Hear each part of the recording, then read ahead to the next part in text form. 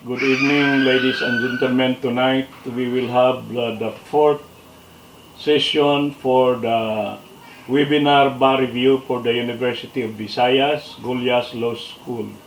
We have with us tonight the Dean, Associate Dean Wagas, and also one of the participants is the Regional Director of DepEd, who is taking the bar, Mr. Director Salustiano T. Jimenez, no? Same family name. And the topic for tonight is about the rights of labor, the prerogatives of management, and the powers of the state, the dynamics of tripartism.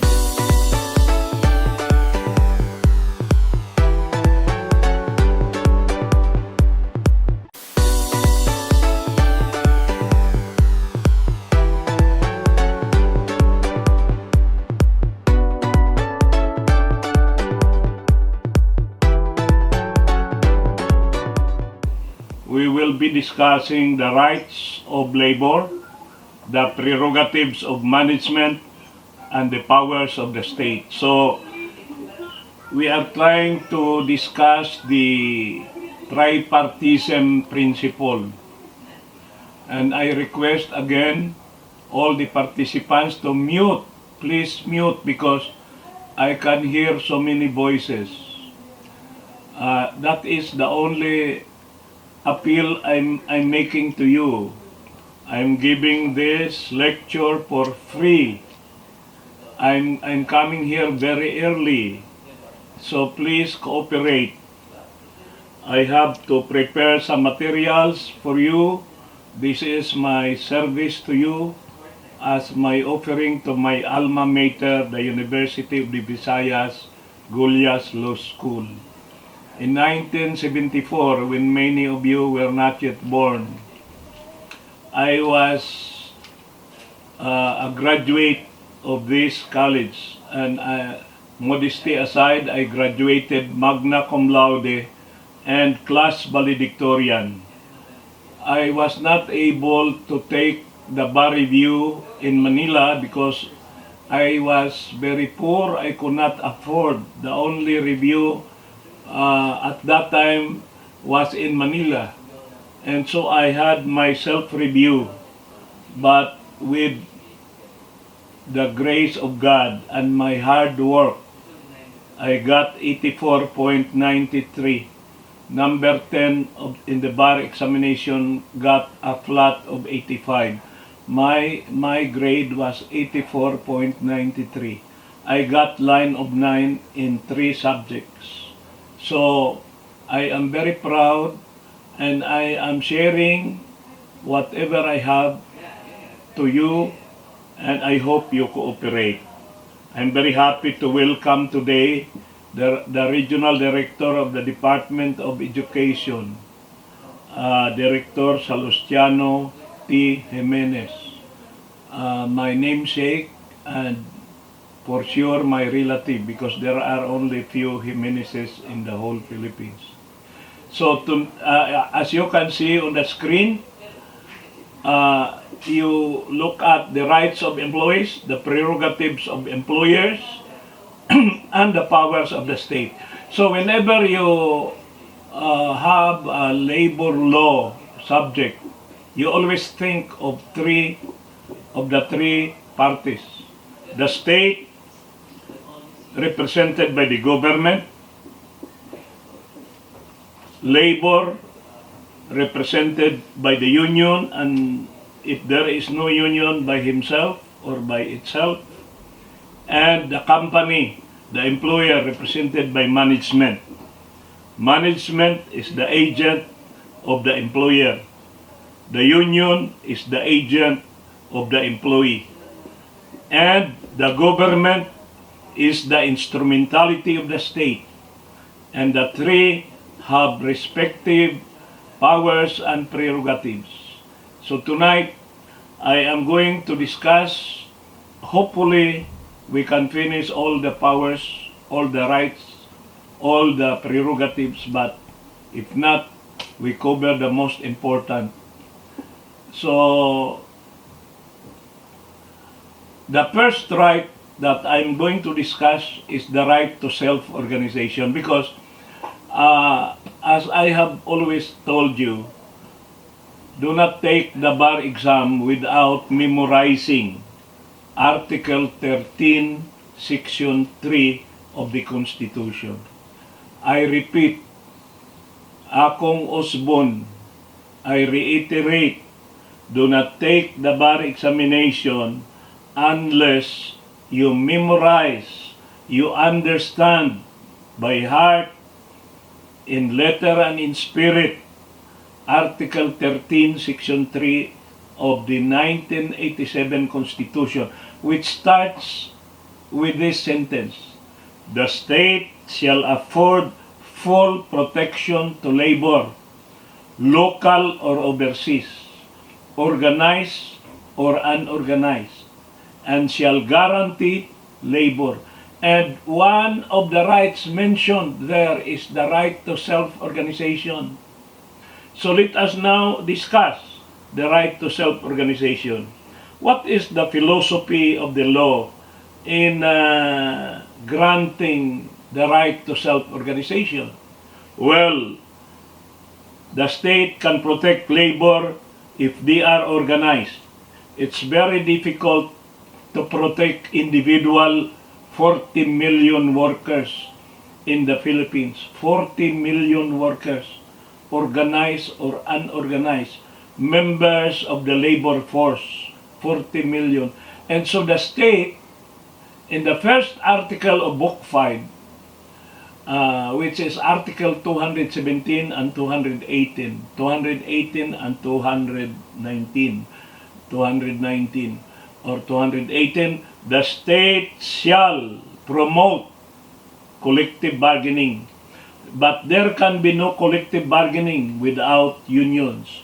And so the state also, as a matter of policy, is promoting unionism. In other words, if the state would have its way, it's better that all the workers are unionized because, it's very difficult to engage or to deal with individuals. So when the workers are organized, they can protect themselves.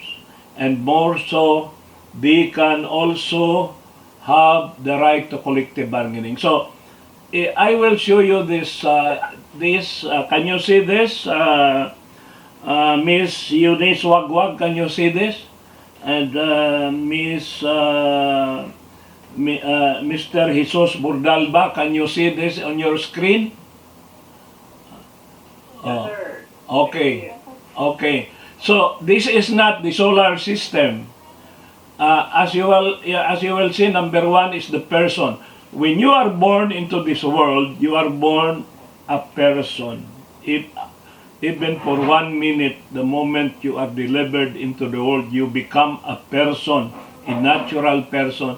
When you reach the age of 14, 15 exactly, you become a member of the labor force. Therefore, you are a worker. If you are not in school, you should be working.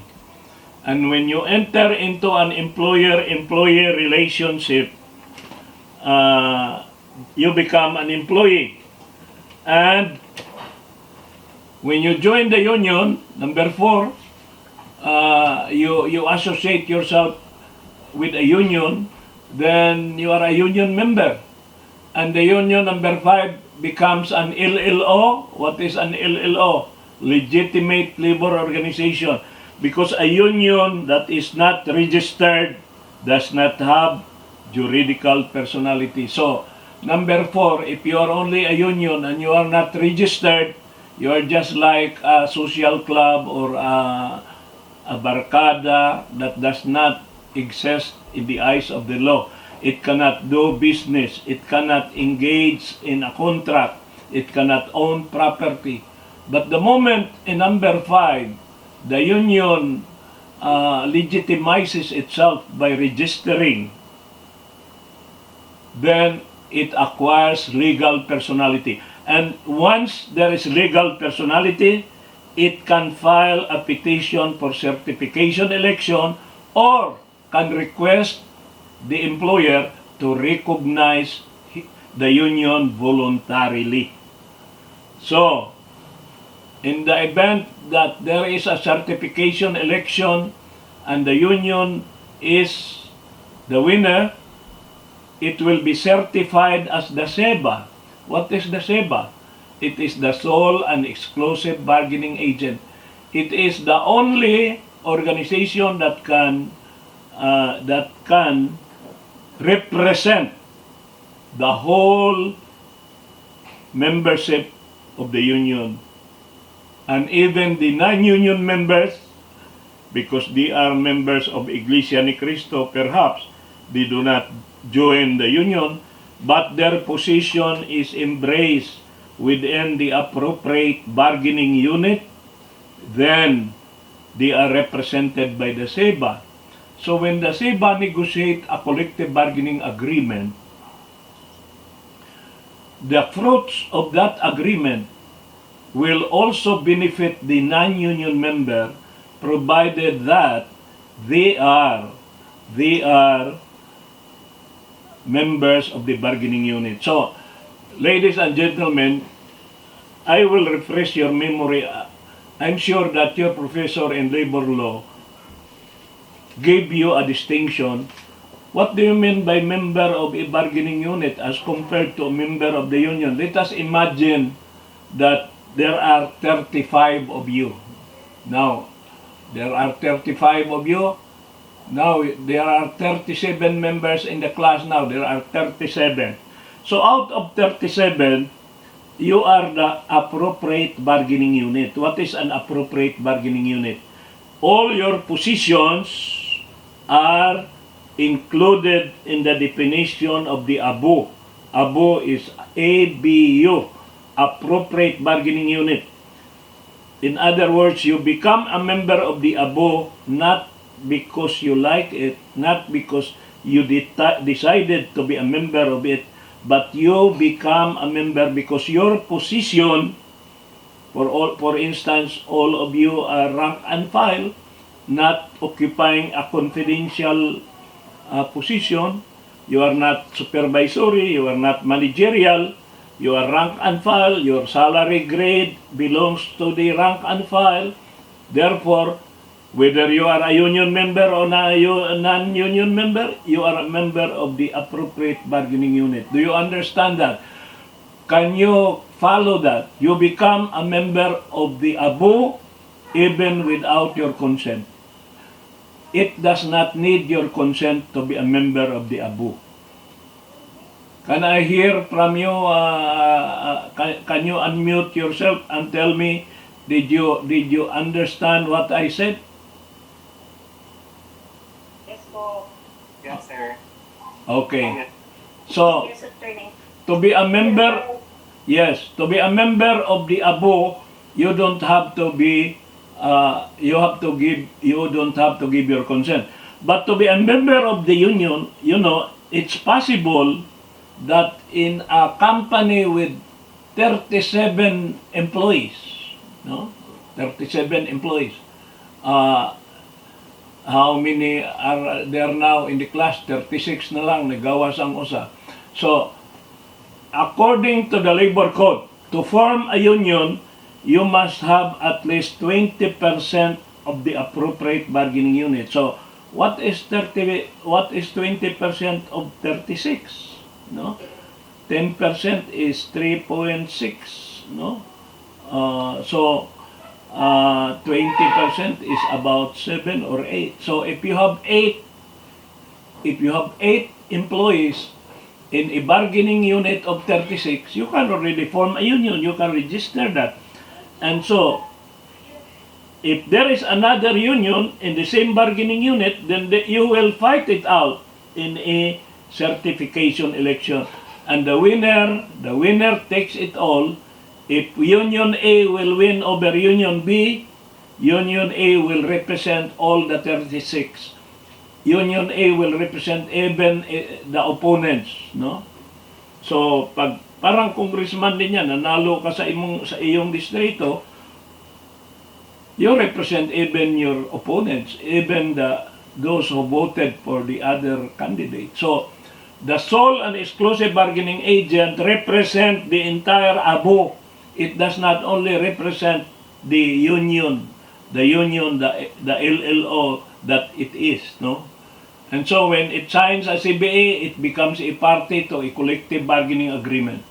Now, if management commits an unfair labor practice, for instance, I will transfer you, Salustiano Jimenez, I will transfer it to you to Region 8 because you are active union member here.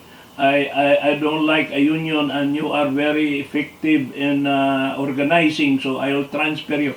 That's an unfair labor practice because that transfer is motivated by an anti-union objective. In other words, that is a form of restraining, interfering, and coercing, which is explicitly enumerated as an unfair labor practice. And if the union becomes a victim of ULP or unfair labor practice, it can file a notice of strike. Look at number 9. So the union now, the union members become strikers. And then if the company will retaliate by terminating the services of the striker, then you go to number 10, you file a case. You file a case, and number 12, you become a litigant of labor. Or you will be subjected to retrenchment, redundancy, labor-saving device under Article 283, which is now 298. Yung number 11 dyan, yung mga aktibo sa union, sinubject to retrenchment, redundancy, or kinlos yung branch where all the union officers are working para lang mawala sila. That is an unfair labor practice. And that is also an illegal dismissal. So, ang labor relations subject will end in number 12, which is labor litigation. That means labor arbiter, NLRC, Court of Appeals, Supreme Court. You know, look at the screen. This is one page. I tell you the entire story of labor relations. The effective educator or teacher, Director Jimenez, is one who can capsulize in one page the entire coverage of a subject. And I have been doing that since 1977. You were still 12 years old or 11 years old, Director Jimenez. I was already teaching in the College of Law of UB. 1977, attorney? Anong edad mo? 7 years old then. Okay. So, at that time, I was a professor of law in the UB Gulyas Law School. And I was handling subjects like wills and succession, Roman law. No, I was not allowed to handle the labor law because our professor was still alive. He was our professor and he was a very old man. No? And so, as I was saying, Director Jimenez, and all the rest of you, in one slide, I'm able to capture and capsulize the coverage of labor relations from person to labor litigation. And it looks like a solar system, but actually it is a metamorphosis from pupa, chrysalis up to larva or whatever, it becomes a butterfly. And this is how I teach in the College of Law. And I teach we are just one subject, the right to self-organization. The right to self-organization is defined as the right to join, to assist, or to form. Take note ha, merong mnemonic device, JAF. Join, assist, or form. Can you capture that? And what is the purpose of a union? There are two purposes of a union. Collective bargaining, which is the economic purpose, and lawful concerted action, which is the political purpose for mutual aid and protection. So, why are unions organized? What is the ultimate objective of a union? Both economics and political. Political means solution to labor disputes, participation in policy making. That's why kung walang union, ang management lang ang magbuot sa salary, ang management lang magbuot sa pag-discipline sa empleyado, pero kung merong union, the union participates in the formulation of salaries.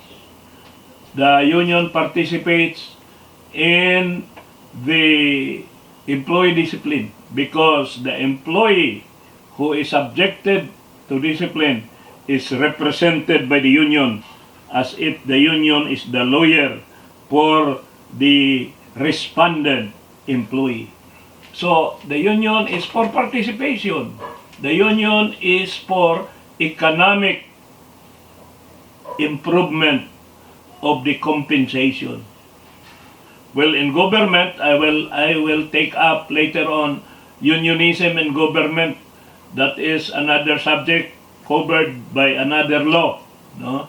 We will just focus on private sectors. Join, assist, or form. Join, assist, or form.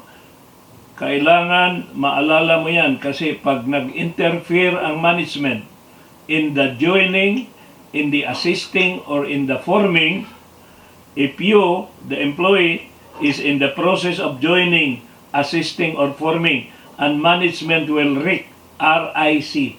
What is RIC? Restraint, interference, and coercion. Si RIC nakikialam sa job.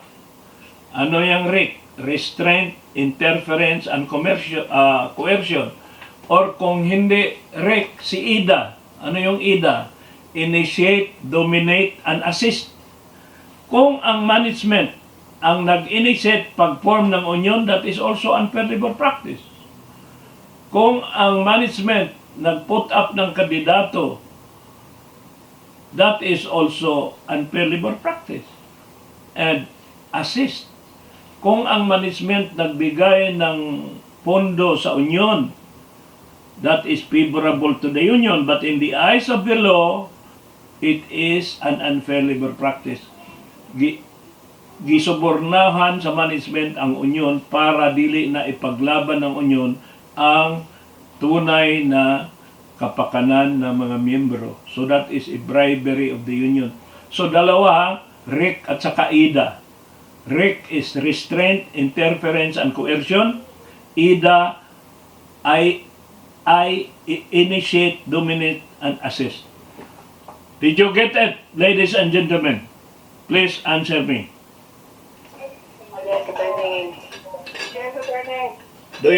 Do you think it is important?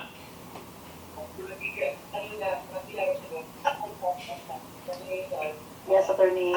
It is important because that will guide you in deciding whether there is unfair labor practice. Okay? So, who have the right to join unions? Who have the right to join unions? These are the specific coverage. Can you see the mnemonic device? Stag sin. Can you see that? Hello? Yes, attorney. Yes, attorney. Yes, attorney. Okay. So, supervisors, number one. Supervisors are now allowed to unionize. Now, you have to know the definition of supervisor. They are the employees who are not rank and file, who are not managerial. They have the prerogative to effectively recommend. Take note of the word effectively. Effectively recommend hiring, firing, transferring, promoting, laying down of policy, and all the prerogatives of management enumerated in Article 219, Paragraph M, or 218, Paragraph M of the Labor Code of the Philippines. which used to be Article 212. 212 plus 15. Kasi nadagdagan ng 15 articles eh. So, ang former numbering Article 212, Paragraph M, Definition of Managers and Supervisor, dagdagan mo ng 15 yan, 217, 217 Paragraph M. So, supervisors are allowed to unionize. Alam ba ninyo na ang author sa right to unionize ng supervisor, taga Bohol o taga Cebu, si Boy Herrera, taga Yubi. Kay ito, sultihan na mo para may balo mo sa kasaysayan. Niadtong 1952-53, doon ay balaod nga gitawag og Republic Act 875. Kanang wala pa'y labor code, ang balaod Republic Act 875. Ano yon? Yan ang tinatawag na Industrial Peace Act. Panahon pa yan ni Quirino, ni Magsaysay, ni Garcia, na taga Talibon, Bohol. Yan. Ang balaod ato, wala pa'y labor code, Industrial Peace Act. Under the Industrial Peace Act, ang mga supervisor were allowed to unionize. Pero pag abot sa Labor Code 1974, niingon si Presidente Marcos, kanang mga supervisors, they are part of management. So why should you allow them to unionize against management? Conflict of interest yun eh. Yan ang theory ni Marcos ha. And so from 1974 hanggang dumating si Boy Herrera in 1987 Constitutional Convention, 1989.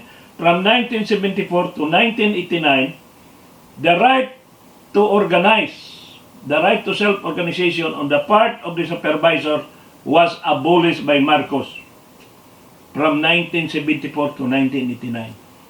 Pero dati na yan, from 1953 to 1974, dati nang merong right ang supervisor. So ang ginawa ni Senator Boy Herrera, taga UB, graduate ng UB. Ang ginawa ni Senator Boy Herrera, nag-author siya og balaod. Unsay pangalan? Republic Act 6715. Sinong ka-author niya? Taga Leyte, 3rd District of Leyte, si Congressman Alberto Veloso. Yun ang boss ko sa NLRC. And he is the elder brother of the incumbent Congressman Vicente Ching Veloso, who used to be Court of Appeals Justice, Professor of Law of Ateneo, and also a former commissioner of the NLRC. So, I'm telling you that supervisors are now allowed to unionize because the abolition of the right to unionize from 1974 Labor Code up to 1989 when Senator Boy Herrera and Congressman Alberto Veloso authored Republic Act 6715, they have reinstated into our statutes the right of supervisors to join, assist, and form unions for collective bargaining and for mutual aid and protection. Do you understand what I have been saying? Please answer me. Yes, attorney. Kana ba akong kisulti niyo, daan na nanyong nahibawan o karon pa na nanyong mahibaw eh? Karon pa, attorney. Tingalig absent mo pag-discuss ni inyong professor, wa mo maminaw. Wa mo maminaw. Okay, number 2. Terminated employees who are contesting their termination. Kung ako ang employer, kanang maldito bang employer, lahat na mag-union, tatanggalin ko. Tapos na ang union. But, what is the response of the law to protect the workers? Kung ikaw,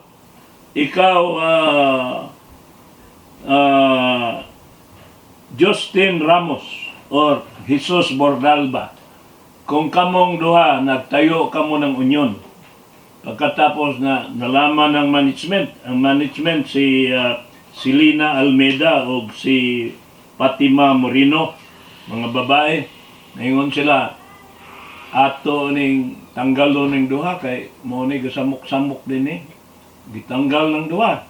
Ngayon, ang ginawa nila, nag-file sila ng kaso, illegal dismissal. Not only illegal dismissal, nilagyan nila ng unfair labor practice. Kay tinuod man. Because the motive behind the dismissal is anti-union. That is interference. That is restraint. Interference and coercion. RIC. R-I-C. Restraint, interference, and coercion. So, while the case is pending, illegal dismissal kay matagal man magdesisyon, nagkaroon ng certification election. Kung hindi sila nag-file ng illegal dismissal cases, hindi sila makabuto sa certification election. Of course, the management will object. Objection. Why are you voting? You are no longer an employee. Your name do not appear your names do not appear in the payroll anymore.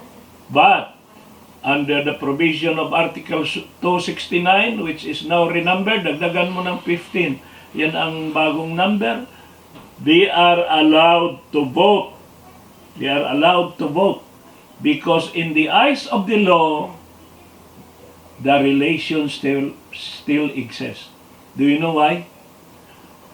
Naibalo ba mo nga nung ang usa ka tao nga gipapha sa trabaho apan nikiha og illegal dismissal sa mata sa balaod, the vinculum of relationship still exists because it is the burden of management to prove the legality of this dismissal, and since the case is pending, management has not yet proven by final judgment, no?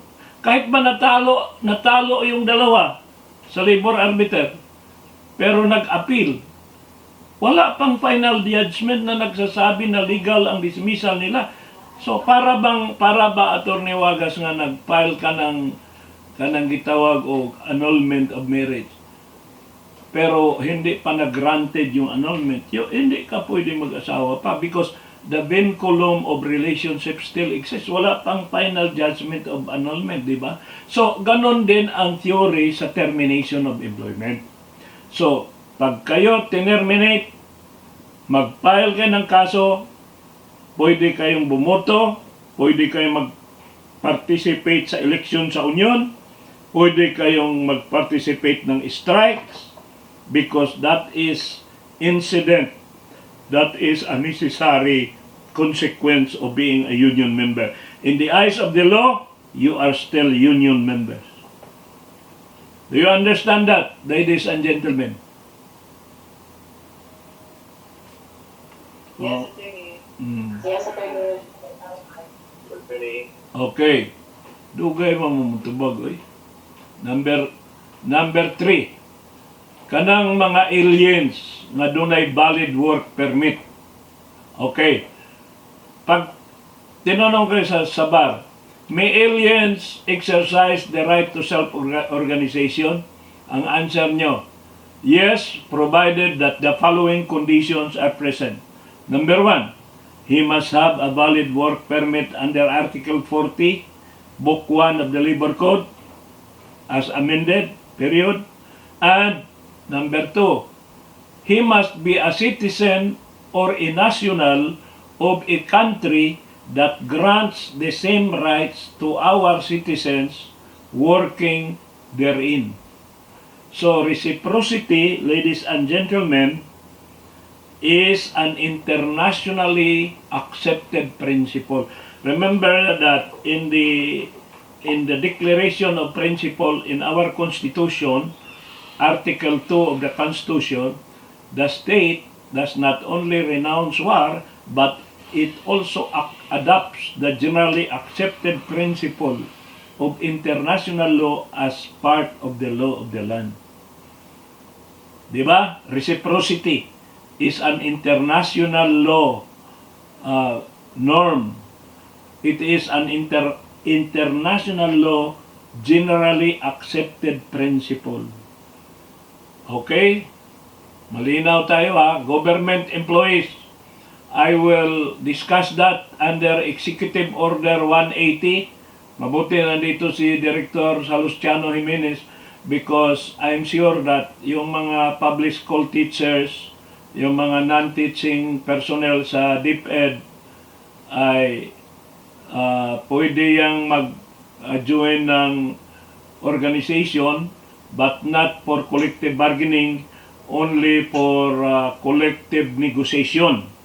Iba ang collective bargaining sa collective negotiation. And later on, I will ask you the bar question. May government employees exercise the right to strike? No? That has been decided already by the Supreme Court. And this case of Tupas versus National Housing Corporation, this is a corporation organized under Philippine laws with original charter. Okay? I will discuss that further later. We go to security guards. Security guards under Executive Order 111 issued by President Corazon Aquino at the time when she assumed the presidency. She abolished abrogated the Constitution of 1973 of President Marcos. She governed under a freedom constitution. She was a monarch because there was no Congress. She was the only one who could legislate. And one of the law that she legislated is Executive Order 111. The other is Executive Order 180, granting the government employees the right to self-organization. Also in 111, granting the security guards. You know, there were many misgivings about allowing the guards to unionize when they are armed.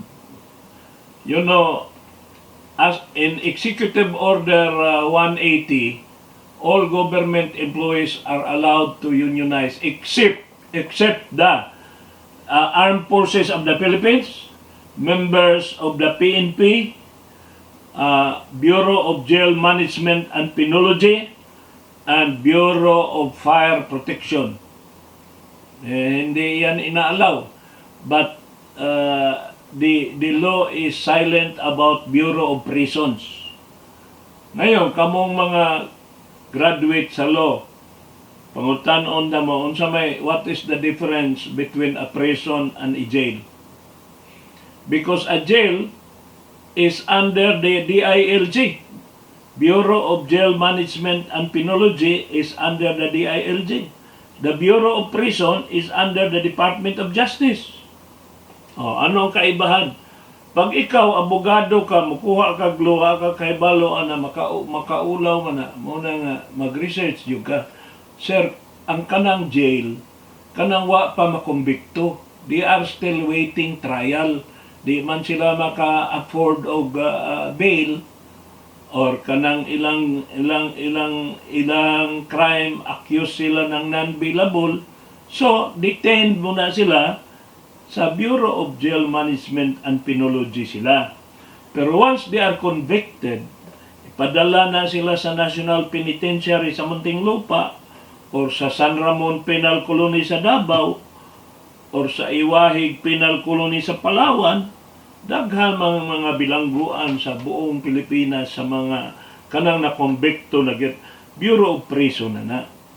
Nya, ang kanang gi-exempt lang sa balaod sa pag-union kana ramang Bureau of Jail Management.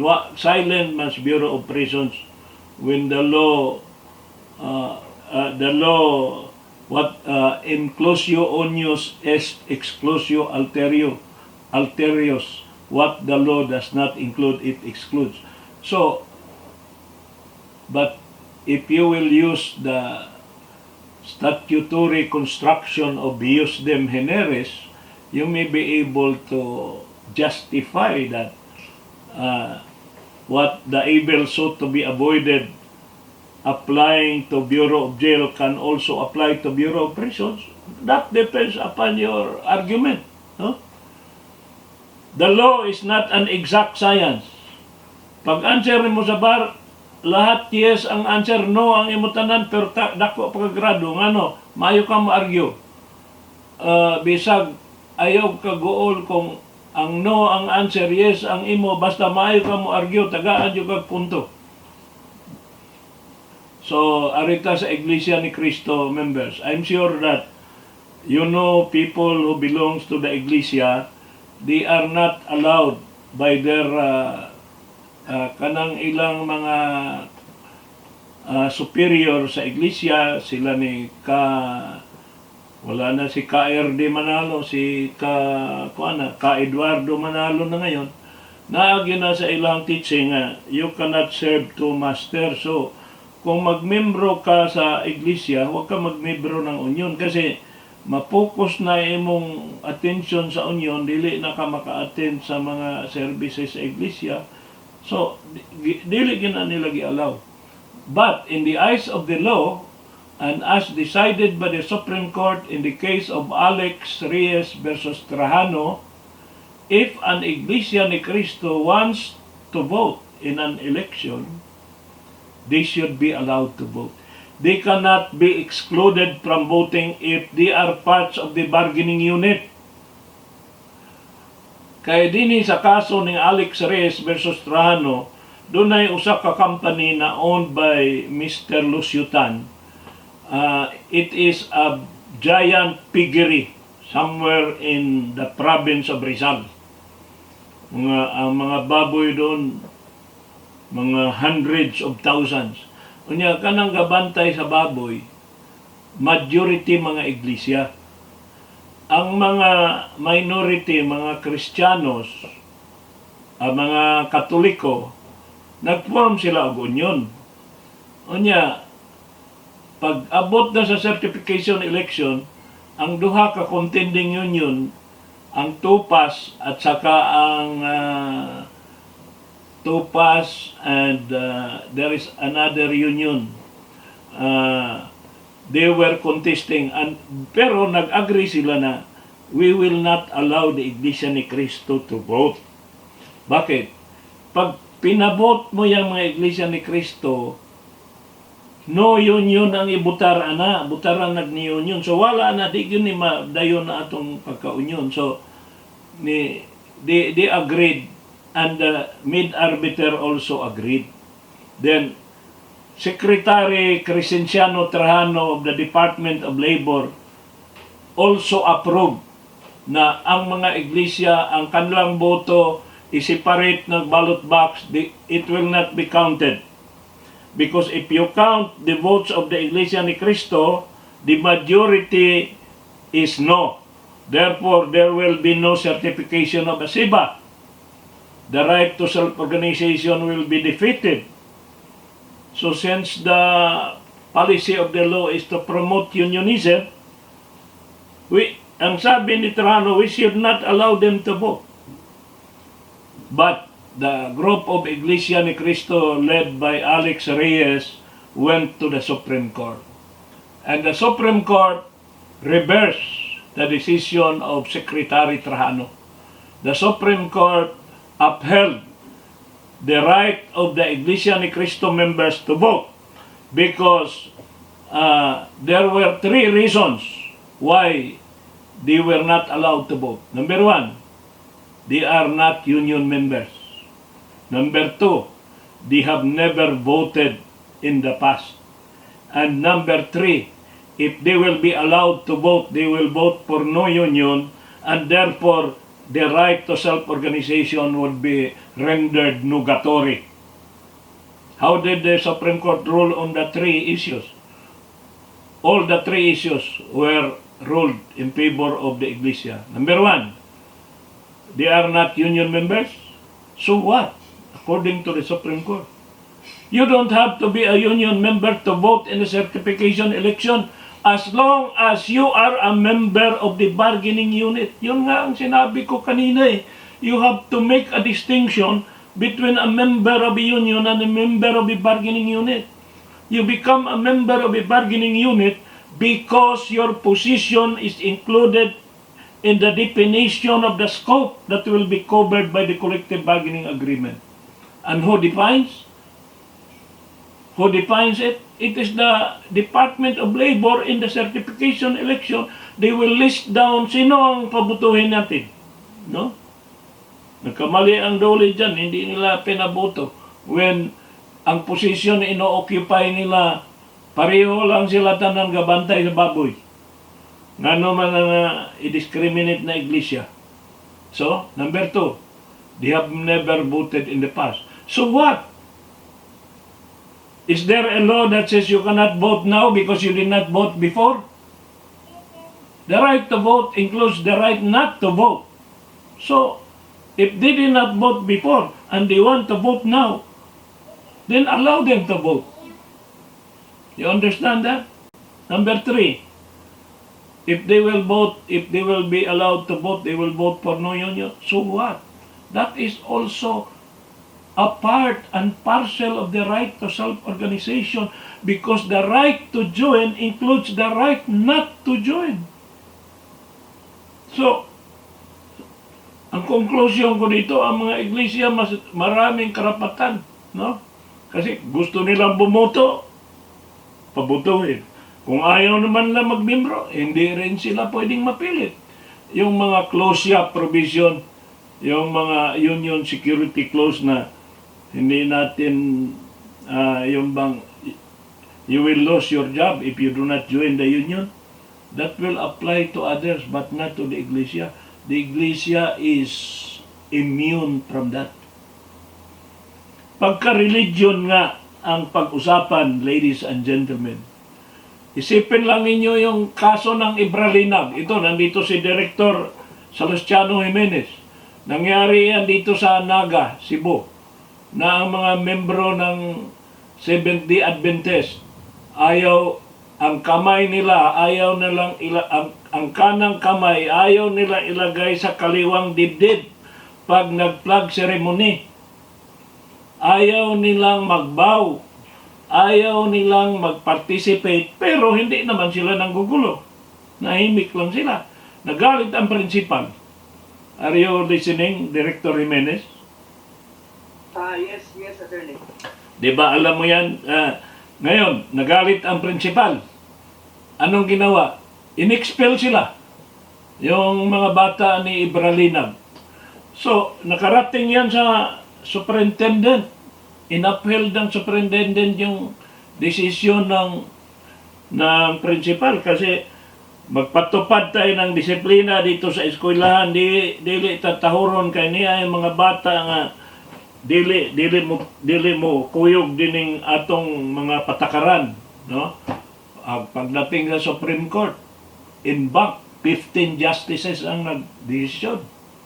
Ibralinag case na if the reason is religion, the freedom of religion takes precedence, takes primacy. That is their belief. As long as their action does not create chaos or disorder, they are only silently in a non-violent manner protesting. They are not even protesting. Basta ayaw lang nilang sumanib. So dito naman sa Iglesia ni Cristo, sa labor relations, pag ang ground talaga religious, pagbigyan mo yan. Hindi mo pwede yang pilitin. No? Kasi ang pag-uunion, right yan. Pero mas mataas ang right, freedom of religion. No? So, dapat yan, alam mo yung hierarchy of rights. Yung sa lahat ng rights, di ba? Sa Bill of Rights, number 1, no person shall be deprived of his life, liberty, or property without due process of law. Neither shall any person be denied the equal protection of the law. So, yung tatlo yan, hierarchy yan. Ang pinaka-highest right is the right to life. Sunod, the right to liberty. Pangatlo lang yung right to property. So, yung right to property, you can waive. Di ba? Sabihin mo, hindi na ako nga, pag nagbahin ang akong mga igsoon dito sa yuta na mo, sa ronda, kami, tulumi, nawa mi, ni-waive mi. We waive our right. Kana lang in taon na wakahumag eskwela mo na ipadawata ng yuta kay kami mabuhi naman mi. That is waiving. Waiving your property. Ang liberty, pwede rin niyang waive. Di ba? Para hindi arbitrary detention ang prisoner nag-exceed na sa number of hours, wala pagyapoy kiha. Papirmahon man as police o waiver. Nya, hadlock man sad ang mga preso, di mo pirma kay kulatahon na niya. So, mo, pirma po sila. So, we need nila yung property. But you cannot waive your life. That is the highest law. You can waive your property. You can waive your liberty. But you cannot waive your life. In other words, Dr. Salustiano Jimenez, you cannot execute a power of attorney authorizing your right to kill you, because that kind of power of attorney is null and void, because you cannot waive your right to life. That's why in this jurisdiction, yung mercy killing is not allowed. It is a crime. Mercy killing is a crime. No, ganon. Ang dami na ninyong narinig sa akin. Ito lang Isang oras pa lang, marami na kayong natutunan. Correct or not? You answer me. Yes, attorney. Correct. Yes, attorney. Magmahay pagin mo. Magmahay pagin mong padugay-dugay pagin mo abot. Okay. So, is there any question before I proceed? No question. If you have question, you just sound off and say, "Sir, may I clarify something?" I will welcome that. Okay. Ito yung mga taong hindi pwede mag-union. Okay. Kanina, stag-sin. Ngayon, himasin. Hindi yan himasin. Iba yung himasin sa himasin. Ang himasin, gamot yan himasin. No? High-level government employees. Director Salustiano Jimenez, anong salary grade ang hindi pwedeng mag-union? Yan. Meron yang salary grade. Pag level ka na ng Director 2 ka, di ka pwedeng mag-membro. Pero pag division chief ka pa, ang division chief pwedeng mag-union. Salary 25. Kanang division chief, unsa man ay salary grade ana? Salary 24, attorney. So kanang division superintendent, unsa man ay level ana? Salary 26. That's presidential appointee na ang superintendent. Okay. Assistant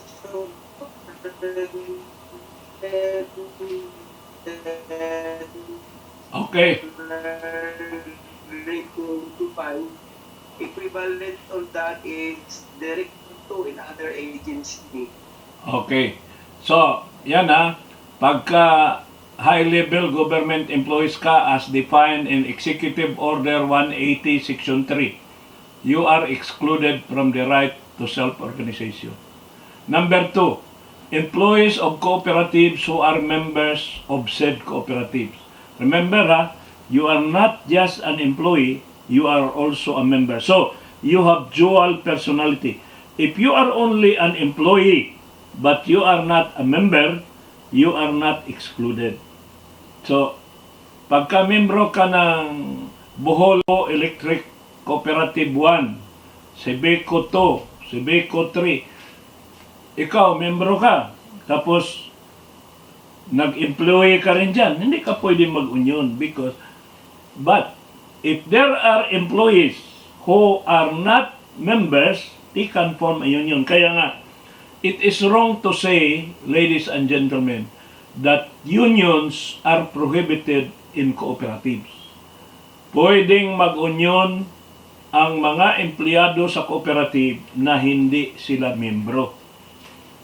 Pero karamihan good sa mga namumuno ng cooperative, imembro ginilang mga empleyado nila para hindi mag-union. Article 82 of the Labor Code, that is the first article of Book 3. Ano yon? Yun ang mga tao na hindi entitled sa overtime pay, hindi entitled sa holiday pay, hindi entitled sa night differential, hindi entitled sa mga hours of work. So, marami yan sila. Government employees, mga kasambahay, mga field worker, mga employees of establishment with less than 10 employees. At isa dyan, managerial employees. Members of the managerial staff. So, iba ang manager sa Book 3 kaysa manager sa Book 5. We are talking now of managers of Book 5. Kasi ang purpose ng Book 3, gi-classify kang manager para hindi ka makadawat og overtime pay. Pero ang purpose sa Book 5, gi-classify kang manager para hindi ka mag-union. So ang tanong, sir, pwede bang ma-manager ka sa Book 3 pero hindi ka qualified mag-manager sa Book 5? Yes! Because membro ka lang ng managerial staff, qualified ka na sa Book 3. Pero dito sa Book 5, you must have the authority on your own without clearing it with a superior. Can you hire on your own authority? Can you fire? Can you transfer? Can you promote? Can you lay off? Can you discipline? Can you imagine that pag ako magturo, nyo klaruhon magin ako. Hili na parehong ubang professor, basahan na mong libro. Nya kamo po, gipangduka mo, gipanggutom mo, di mo minaw. Ako, mangutana ko nyo, kasabot mo sa akong gisulti? Do you know the difference between manager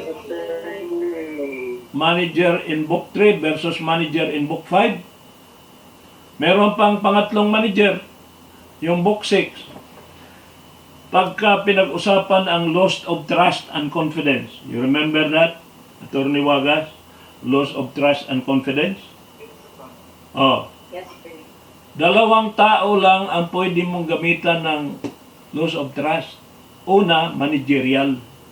Pangalawa, yung mga rank and file pero entrusted with big amounts of money, entrusted with highly confidential information, entrusted with trade secrets. Yan ang pagka nag-loss of trust and confidence, ang tao, pag ginamit mo yung LOTAC, alam mo yung LOTAC, L-O-T-A-C, L-O-T-A-C, LOTAC, loss of trust and confidence. Pag ginamit mo yung LOTAC, dalawa lang tao targetin mo, either manager or yung rank and file na mga cashier, mga property custodian, mga auditor, yung mga tawhana mo na gamitan ni mo loss of trust and confidence.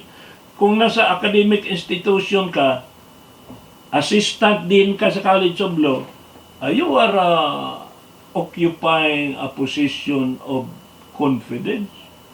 Kay balo ka sa mga grado, kay balo ka sa mga sweldo sa professor, kay balo ka sa mga tinaguang mga confidential information. Madili ka, pwede ka magamitan of loss of trust and confidence. Pero pag rank and file ka lang na wala ka namang high trust, kailangan mas mabigat ang kailangan ng balaod. Kinahanglang you committed an actual fraud. you committed an actual fraud, there is a substantial evidence that points to you, that links you with the act. No? Hindi pwede yung duda-duda lang. Hindi pwede yung rumor-rumor lang. Kanang duda-duda o rumor-rumor, pwede niyang magamit sa managerial o sa confidential. I will give you example. Kung managerial employee ka, Attorney Wagas o Director Jimenez o kamutanan, mamina mo, kung ang trabaho mo sa kumpanya, purchasing manager ka. Purchasing manager, ikaw mo permas na ng purchase order. Kunya na uban yan, milyon-milyon ang halaga. Kunya, pila rin sweldo ni mo? Sweldo ni mo, 50,000 o 60,000 a month. Tapos gabi-gabi na sa casino ka. Kasama mo yung supplier. You and the supplier are together every night.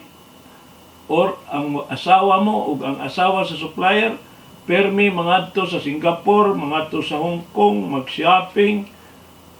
That is, wala naman nakakita nga ikaw nigdawat kag suborno. Walay checking, gitagaan kag pera, wala. But the way you live your life, that is beyond your means. No? Pagkatapos, it's not enough that you are honest. You must behave in an honest way na you are beyond reproach. So, yung mga purchasing manager na yan, yun ang makakasuhan ng loss of trust and confidence. Iba kasi yung fraud. Yung fraud, nagpalsify ka ng resibo. O, gagamit ka, na-malverse mo yung fund ng kumpanya, hindi mo ma-account, inaudit ka, hindi nagbabalanse, yun ang fraud. Pero pagka managerial ka, hindi kailangan fraud ang kinumit mo. When you put two and two together, you can make a logical conclusion.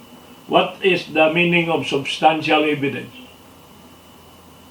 Ladies and gentlemen, if I am the examiner, I will ask you, what do you mean by substantial evidence? Ang alam lang ninyo, proof beyond reasonable doubt. Alam nyo yung preponderance of evidence. Pero pagdating na sa labor law, substantial evidence, ang answer ana, substantial evidence is the quantum of proof which a reasonable mind will accept to support a logical conclusion, even if other minds have other conclusion, as long as you can draw a logical conclusion by that quantum of proof, and you have a mind that is reasonable, then that is enough. I'll give you an example.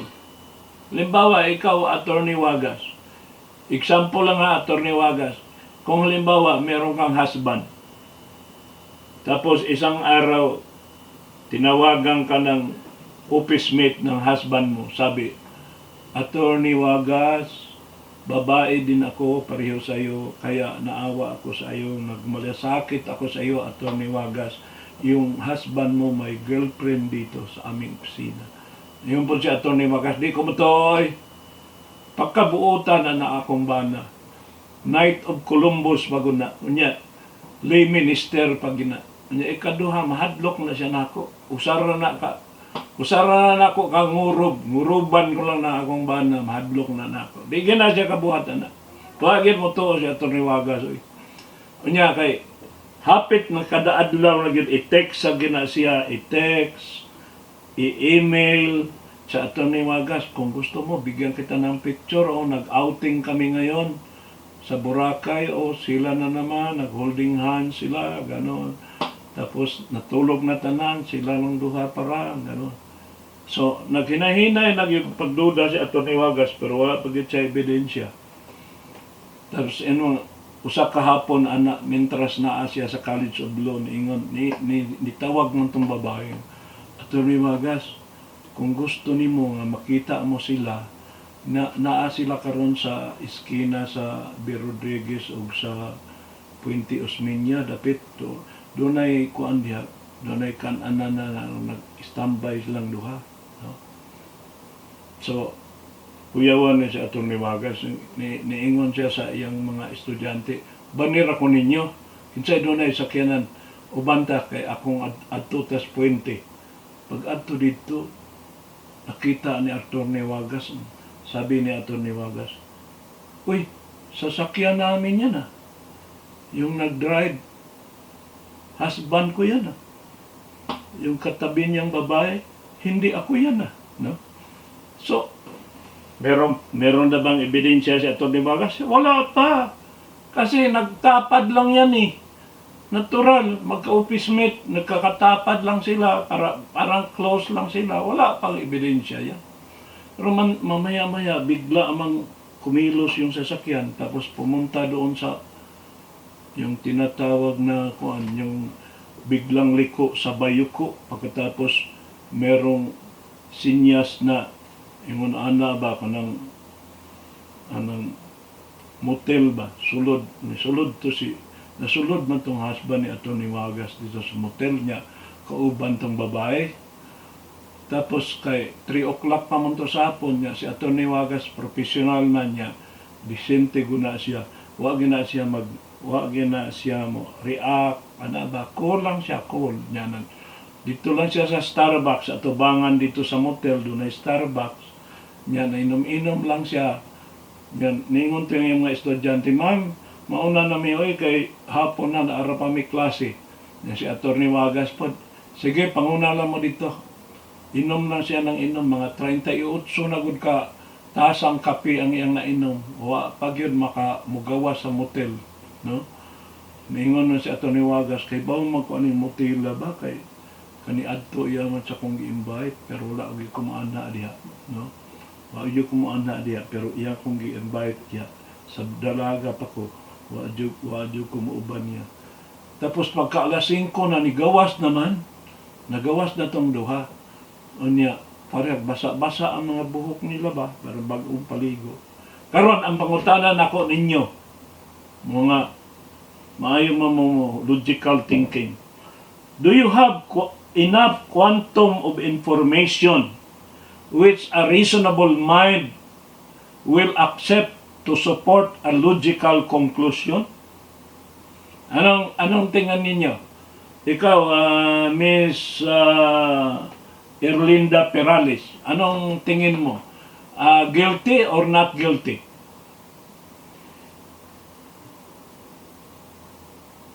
Hindi di madungog. Pataas lang imong pataas lang tudlo nimo basta guilty. Guilty or not guilty? Dili guilty. Kasi naghahanap kayo ng proof beyond reasonable doubt. Gusto gid ninyong makita nga the naked truth, one on top of the other. Hindi yan kailangan sa labor case. Ano bang ginagawa ng dalawa, babae at lalaki sa loob ng hotel na from 3 o'clock to 5 o'clock? Pangutanon ta mo. Ikaw, Atty. Wagas, kung ikaw adto ba, unsa may imong desisyon? Guilty to, attorney. Guilty gyud, no? Muna, that is an illustration of substantial evidence because there is enough information, enough proof, eyewitness go ka, you are an eyewitness, which a reasonable mind will accept to support a logical conclusion. Kasi ang sabi nga ni Erap, ipangutana si Erap, what is the difference between a conclusion and an opinion? Diba ba mana? Naingon si Erap, kung opinion, makapasok tayo. Conclusion, hindi tayo makapasok. Diba? Pangatawa mo.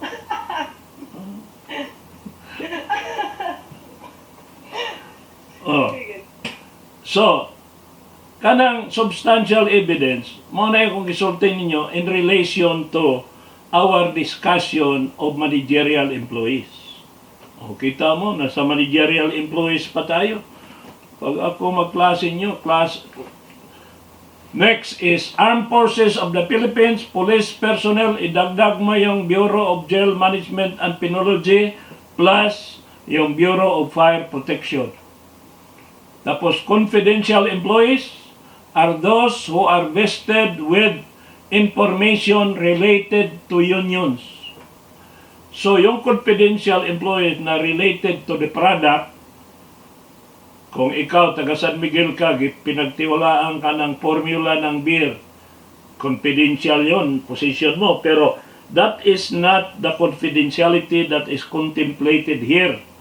It is always related to the union. Halimbawa, kung alam mo yung payroll, magkanong sahod ng executive natin, you are the one that should be excluded because if the union will know how much is the salary of the managerial and the executives, that will greatly affect the CBA negotiation, the collective bargaining negotiation. There are information that you need not know because it will disturb your mind. No? What you do not know will not hurt you. Tandaan nyo yan, ha? What you do not know will not hurt you. Kaya kayo, Attorney Wagas, kung hindi nagtapat sa inyo yung inyong asawa o sa inyong boyfriend, ayaw lang mo kayo, ubos kayo. Ayaw lang nilang masaktan kayo. Kasi what you do not know will not hurt you. No? So ayaw na nagdaghang pangutana kayo, matubag niya ang inyong husband niya, masaktan mo kay kanang husband ninyo og magsinungaling na ang purpose ana nga dili mo masaktan. So noble ang kanyang intention. So ayaw gyud pag pugsa nga musulti siya sa tinuod. Kana bitang may una, pamili ka. Ang girlfriend mo o ako. Unya pilion ang girlfriend. Do not ask a question sa rules sa kuan bitaw sa practice court. Ang sabi gyud sa professor natin sa practice court, never ask a question sa witness na hindi mo alam ang itubag sa witness. Kay mapurnada niya ang kuan mo, ang depensa mo. So ask a question only when you know what is the answer. Okay? Ini mo tagag idi ang mga laki dire. Mas marunong kanang mga laki ha, attorney. Mas bright pa na nako. Ako buutan kay ko kay wa jud ko kani ako istorya ra wa jud ko ka experience ana, no? Ayaw lang mo pagkuan na akong sulti ninyo kay pagkuan na. Ito the Marines. Kuan lang ni ako ba para hindi maboring yung ating klase, no? Okay? Next is employees of international organizations with immunity. Alam man ninyo that the Asian Development Bank, the International Rice Research Institute, the International Catholic Migration Commission, yung mga UN bodies, ang mga empleyado sa mga organisasyon na yan are not allowed to unionize. They are not covered by the labor code because these international organizations are granted diplomatic immunity by the sovereign political power. So if you are President Duterte, and here is an organization, a global organization, who wants to enter the Philippines and operate within our territory, and if the President will grant that organization diplomatic immunity subject to ratification by the Senate, then that is a political question that cannot be questioned in court. And so if the President will say, the employees of the Asian Development Bank, the International Catholic Migration Commission, the International Rice Research Institute, they are not, including the UN High Commissioners for Refugees, the employees are not allowed to join unions. That is valid because we are a part of the international family of nations. And that is a generally accepted principle of international law. The grant of immunity to certain organization is a political question, cannot be questioned in court. It is not justiciable. It is an exception to the power of judicial review, where it is provided that the Supreme Court cannot be deprived of its power to review, revise, reverse, alter, modify decisions of lower courts or executive agencies and quasi agencies that are performing quasi judicial functions. There is the power of judicial review.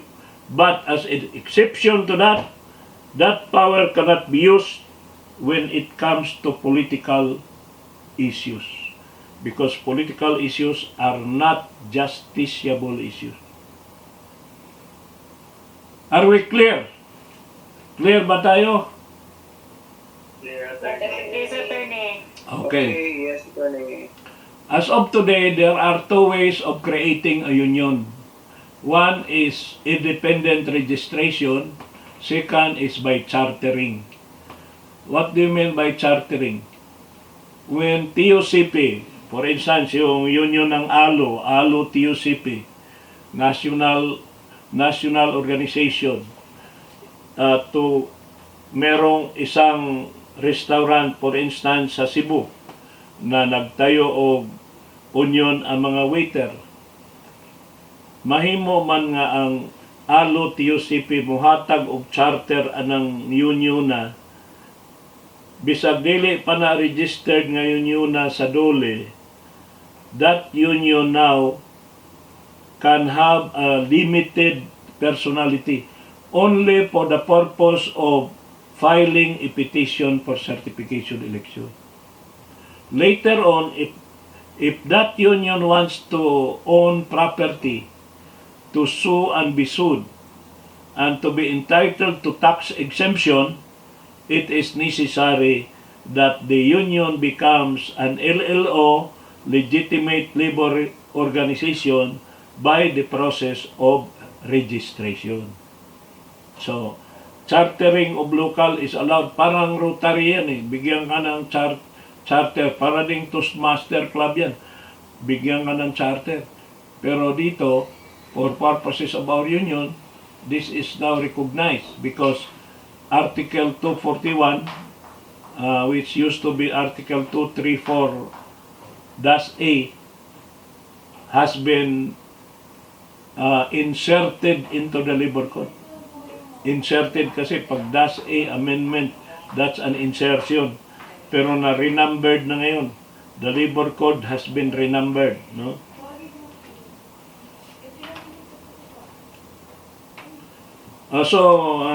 Mr. Carion. Mr. Carion. Are you here, Mr. Carion? Mr. Carion? Can you read that? Can you read that? Please read that. Para makainom akong tubig. Can you read that? Lakasan mo ha.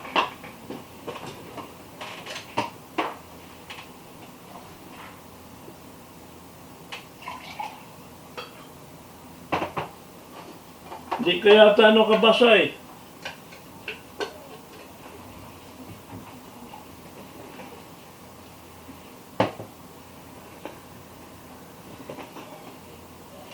Okay.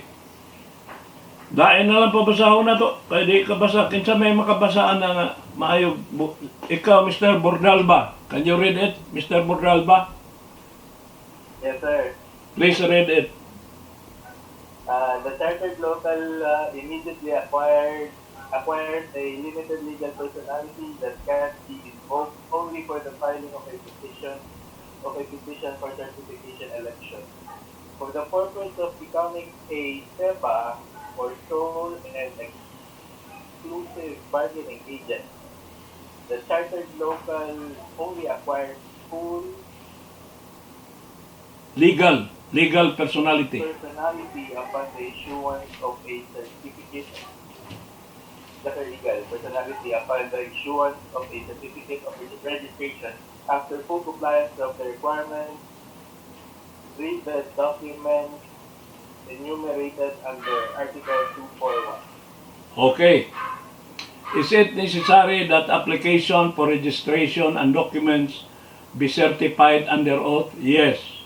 That is very clear that all certifications must be under oath, because if you tell a lie, you can be charged of perjury. If you said that you have members constituting 20% of the bargaining unit, when in fact and in truth, you do not have members, you are not telling the truth. So you can be prosecuted for perjury. May a labor organization acquire legal personality and become a legitimate labor organization by registering with SEC, not with DOLE? The answer is no. This is a case based in Cebu, an old case, Plaslo versus CIR. You cannot become a legitimate labor organization by registration with SEC. Only DOLE registration will make you a legitimate labor organization. May another labor organization in the same ABU or appropriate bargaining unit be organized and registered despite the presence of a duly certified SEBA? The answer is it depends. So in the bar examination, you answer, the examinee begs to distinguish his answer. You always answer the bar examination question in a third person singular number. The examinee submits. Do not use I submit, because when you prepare a pleading, you say, comes now the complainant in the above entitled case. Even if you are the complainant, you do not say that I am the complainant. You always use the third person. No, the third person. Because the first person is I. The second person is you. Then the third person is they. The examinee submits that the answer is it depends. If there is a close-up, the answer is no. Because if there is a close-up, you cannot form other unions before the freedom period. But if there is no close-up, there is no union security clause, the answer is yes. Another union may be registered. And there is a third paragraph. Even if there is a close-up, if it is already a freedom period, then during the freedom period, which is the last 60 days prior to the expiration of the CBA, that union can already be registered. Can you attack the registration of a union by collateral attack? No. The Constitution provides in Section 8, Article 3, the right of the people, including employed in the public and private sectors, to form unions, associations, or societies for purposes not contrary to law shall not be abridged. Therefore, the grant of such right is not absolute but subject to the conditions that their purposes are not contrary to law. Registration is a reasonable process. In other words, the question, I would like to clarify the question. Can you attack the provision that requires registration? Itong KMU, kinwestiyon nila yon na bakit kailangan pa mag-register ang isang union when in fact the right to self-organization is an inherent right that is acquired by virtue of being a union. Pero the answer to that is there is a condition set forth by the Constitution. The right to join association, societies, or unions is subject to the phrase for purposes not contrary to law. So how will the state know? How will the government determine that the purpose is not contrary to law if there is no registration? Because in registration, there is a requirement for the submission of constitution and bylaws so that all the unions operating within the territorial jurisdiction of the Philippines shall be duly accounted for, so that we will know whether this union shall be entitled to exemption from taxes, whether the union can own property, can alienate, encumber, mortgage, and sell property. So how does the state know that if there is no registration? Why is it important to determine whether the union is legitimate or not? Because rights will not arise if there is no legitimacy. For instance, you are not registered, you are not legitimate, you cannot file a petition for certification election, except if you are being chartered by a federation. You cannot also demand for collective bargaining negotiation because in the eyes of the law, you do not exist. You do not have a juridical personality. You are just like a minor, or you are like a person suffering from civil interdiction or suffering from mental or physical incapacity. In cases of chartered locals, when does the status of legitimacy accrue? There are two stages. First, upon the issuance of the charter, there is a limited legitimacy for purposes of filing a petition for certification election. Second, when there is registration with DOLE, all the rights and privileges appertinent to a legitimate labor organization shall accrue. So, two registration, two levels of legitimacy. If you remember, ladies and gentlemen, the case of Bank of PI, when Bank of PI merged with Far East Bank and Trust Company. In other words, the Bank of PI was the surviving corporation and Far East Bank was the non-surviving corporation. In your private corporation law, you know that all the assets of the non-surviving corporation are absorbed by the surviving corporation. And all the liabilities are also assumed. And so in this case, which is decided by the Supreme Court in Bank, with Madam Justice Leonardo de Castro as ponente, the Supreme Court said, because there were two unions, merong union sa Far East Bank, merong union sa BPI Bank. Ang mga Far East Bank na wala na ang juridical personality, inabsorb na ng BPI. The first question is, what happens to the employment status of the employees of Far East Bank? The answer is, they are absorbed. They cannot be left in a legal limbo. In the language of the dissenting opinion of Justice Arturo Brion, we cannot leave behind the employees of Far East Bank while all the furnitures, all the real estate, all the vehicles of Far East Bank were deemed transferred to the surviving corporation, which is BPI. The human resources, the personnel, were also deemed, if they are asset, they are also absorbed. If they are liability, they are also assumed by BPI.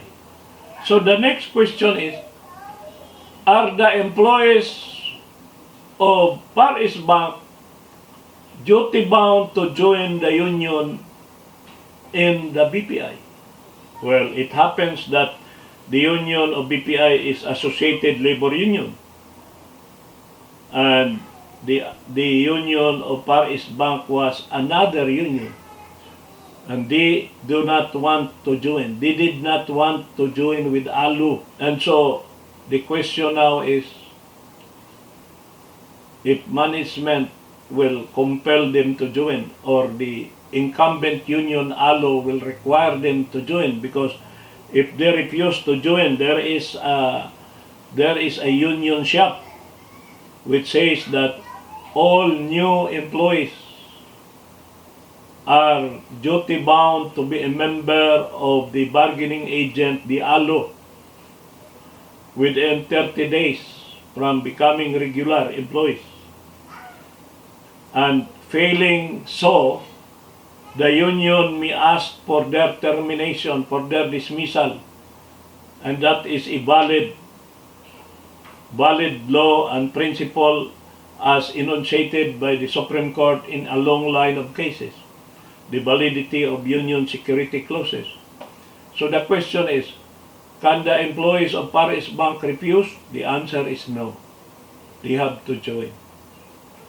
And then some people would say, why are we forcing people to join? Is this not a violation of their freedom to decide? Well, the answer of the Supreme Court is this. The freedom to decide of the minority should yield to the greater and more long-range objective and greater consideration of the majority. The majority decides to ratify a collective bargaining agreement that includes a union security clause, then the minority must follow. So there is no more question about validity of union security clause. Now, if there's a mixture, before, pag may mixture, merong supervisor nag-join sa rank and file, pwedeng ipa-annul, pwedeng ipa-nullify ang registration ng union. Under the present law, it is no longer a ground for cancellation of registration. The only remedy is to remove those who are not properly admitted, those who entered when they are not supposed to be members of the bargaining unit because they belong to another classification. Hindi mo pwedeng pagsamahin yung isda at saka mga ibon. Kung ang ibon naligaw na punta sa unyon ng mga isda, ay dapat palayasin na yung ibon na yan, pero hindi mawawala ang juridical personality ng unyon ng mga isda just because napasukan sila ng ibon. Kaya yung mga kaso tungkol sa Toyota Motor Philippines Inc. at saka Tagaytay Highlands, those are already abrogated by the Supreme Court. Those are no longer applicable. If the intention of the labor code is to promote unionism, then we should not allow unionism to lose the juridical personality just because there is a stranger in paradise. The stranger was able to penetrate ang mga malditong ang mga minaldito ng management, kanang union sa rank and file, pasudlan nila supervisor. Unyag makasulod ng supervisor, paila nila og annulment. Kaya nag-join yung nag-join ang mga isda at ibon. Hindi yan pwede. Paalisin na lang yung hindi dapat. Pero yung juridical personality ng union should be preserved because it is the policy of the state to promote unionism. So, ito si President Gloria Macapagal Arroyo, ay inaalaw niyang mag-lapse into law itong Republic Act 9481. Hindi niya binito, hindi rin niya pinirmahan. So nag-lapse into law na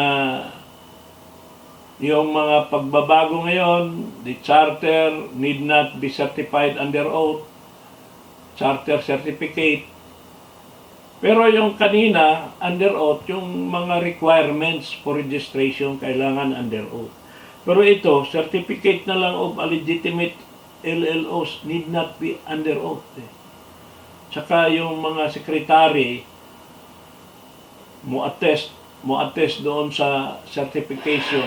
And now, when the secretary fails to submit a financial report to DOLE, is no longer a ground for cancellation. I-punish na lang yung treasurer at secretary. That is an administrative offense. But it should not constitute a ground to cancel the certificate of registration. Please subscribe to my YouTube channel so that you can have this. You can learn the labor law from hiring to retiring and with decided cases by the Supreme Court.